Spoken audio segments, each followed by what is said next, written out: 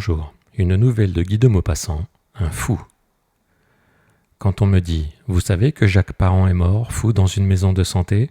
Un frisson douloureux, un frisson de peur et d'angoisse me courut le long des os. Et je le revis brusquement, ce grand garçon étrange, fou depuis longtemps peut-être, maniaque, inquiétant, effrayant même. C'était un homme de 40 ans, haut, maigre, un peu voûté, avec des yeux d'halluciné, des yeux noirs, si noirs qu'on ne distinguait pas la pupille, des yeux mobiles, rôdeurs, malades, hantés. Quel être singulier, troublant, qui apportait, qui jetait un malaise autour de lui, un malaise vague, de l'âme, du corps, un de ces énervements incompréhensibles qui font croire à des influences surnaturelles. Il avait un tic gênant, la manie de cacher ses mains. Presque jamais il ne les laissait errer, comme nous faisons tous, sur les objets, sur les tables.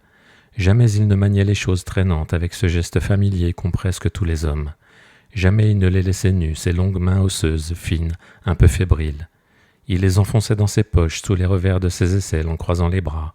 On eût dit qu'il avait peur qu'elle ne fasse, malgré lui, quelque besogne défendue, qu'elle n'accomplisse quelque action honteuse ou ridicule s'il les laissait libres et maîtresses de leurs mouvements. Quand il était obligé de s'en servir pour tous les usages ordinaires de la vie, il le faisait par saccades brusques, par élan rapide du bras, comme s'il n'eût pas voulu leur laisser le temps d'agir par elles-mêmes, de se refuser à sa volonté, d'exécuter autre chose. À table, il saisissait son verre, sa fourchette ou son couteau si vivement qu'on n'avait jamais le temps de prévoir ce qu'il voulait faire avant qu'il ne l'eût accompli. Or, j'eus un soir l'explication de la surprenante maladie de son âme. Il venait passer de temps en temps quelques jours chez moi, à la campagne, et ce soir-là, il me paraissait particulièrement agité. Un orage montait dans le ciel, étouffant et noir, après une journée d'atroce chaleur.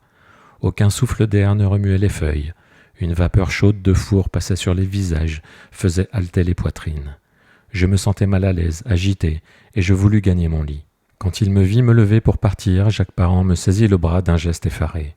« Oh non, reste encore un peu, me dit-il. » Je le regardai avec surprise en murmurant.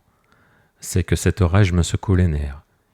Il gémit ou plutôt il cria. « Et moi donc ? Oh, reste, je te prie, je ne voudrais pas demeurer seul. » Il avait l'air affolé. Je prononçai. « Qu'est-ce que tu as ? Perds-tu la tête ?» Oui, par moments, dans les soirs comme celui-ci, dans les soirs d'électricité. J'ai peur de moi. Tu ne me comprends pas ? C'est que je suis doué d'un pouvoir, non, d'une puissance, non, d'une force. Enfin, je ne sais pas dire ce que c'est, mais j'ai en moi une action magnétique si extraordinaire que j'ai peur, oui, j'ai peur de moi, comme je te le disais tout à l'heure. Et il cachait avec des frissons éperdus ses mains vibrantes sous les revers de sa jaquette. Et moi-même je me sentis soudain tout tremblant d'une crainte confuse, puissante, horrible. J'avais envie de partir, de me sauver, de ne plus le voir, de ne plus voir son œil errant passer sur moi, puis s'enfuir, tourner autour du plafond, chercher quelque coin sombre de la pièce pour s'y fixer, comme s'il eût voulu cacher aussi son regard redoutable. Je balbutiai. « Tu ne m'avais jamais dit ça. » Il reprit. « Est-ce que j'en parle à personne ? Tiens, écoute, ce soir, je ne puis me taire. Et j'aime mieux que tu saches tout d'ailleurs. Tu pourras me secourir. » Le magnétisme, sais-tu ce que c'est ? Non, personne ne sait. On le constate pourtant, on le reconnaît, les médecins eux-mêmes le pratiquent. Un des plus illustres, M. Charcot, le professe, donc pas de doute cela existe. Un homme, un être a le pouvoir, effrayant et incompréhensible, d'endormir, par la force de sa volonté, un autre être, et pendant qu'il dort de lui voler sa pensée comme on volerait une bourse.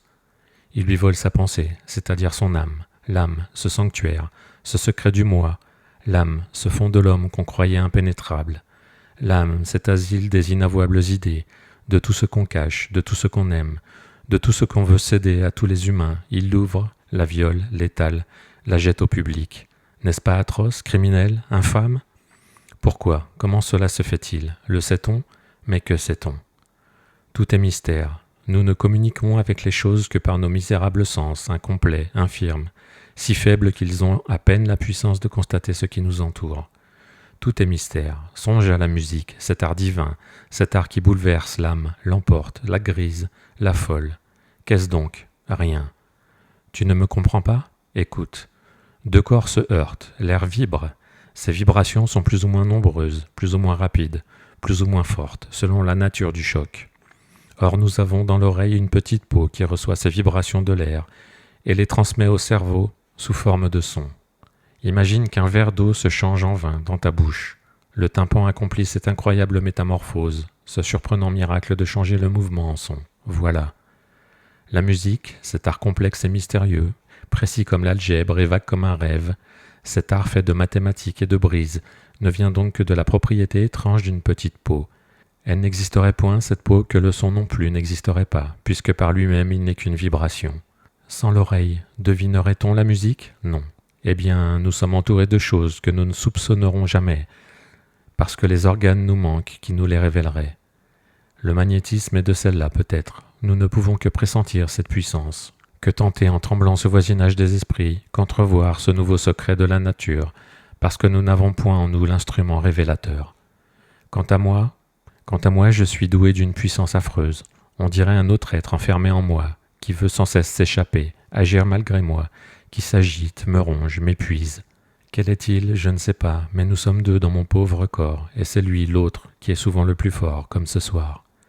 Je n'ai qu'à regarder les gens pour les engourdir, comme si je leur avais versé de l'opium.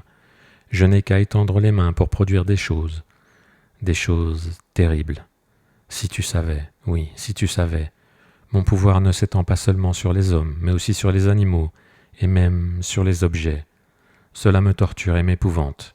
J'ai eu envie souvent de me crever les yeux, de me couper les poignets. Mais je veux que tu saches tout. Tiens, je vais te montrer cela, non pas sur des créatures humaines, c'est ce qu'on fait partout, mais sur des bêtes. Appelle Mirza. Il marchait à grands pas avec des airs d'halluciné, et il sortit ses mains cachées dans sa poitrine. Elles me semblèrent effrayantes, comme s'il eût mis à nu 2 épées. Et je lui obéis machinalement, subjugué, vibrant de terreur et dévoré d'une sorte de désir impétueux de voir. J'ouvris la porte et je sifflai ma chienne, qui couchait dans le vestibule. J'entendis aussitôt le bruit précipité de ses ongles sur les marches de l'escalier, et elle apparut joyeuse, remuant la queue. Puis je lui fis signe de se coucher sur un fauteuil. Elle y sauta, et Jacques se mit à la caresser en la regardant. D'abord elle sembla inquiète, elle frissonnait, tournait la tête pour éviter l'œil fixe de l'homme, semblait agitée d'une crainte grandissante. Tout à coup elle commença à trembler, comme tremblent les chiens. Tout son corps palpitait, secouait de longs frissons, et elle voulut s'enfuir. Mais il posa sa main sur le crâne de l'animal, qui poussa, sous ce toucher, un de ces longs hurlements qu'on entend la nuit dans la campagne. Je me sentais moi-même engourdi, étourdi, ainsi qu'on l'est lorsqu'on monte en barque. Je voyais se pencher les meubles, remuer les murs. Je balbutiais. « Assez, Jacques, assez !» Mais il ne m'écoutait plus, il regardait Mirza d'une façon continue, effrayante.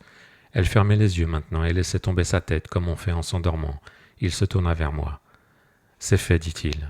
Vois maintenant. » Et jetant son mouchoir de l'autre côté de l'appartement, il cria « Apporte !»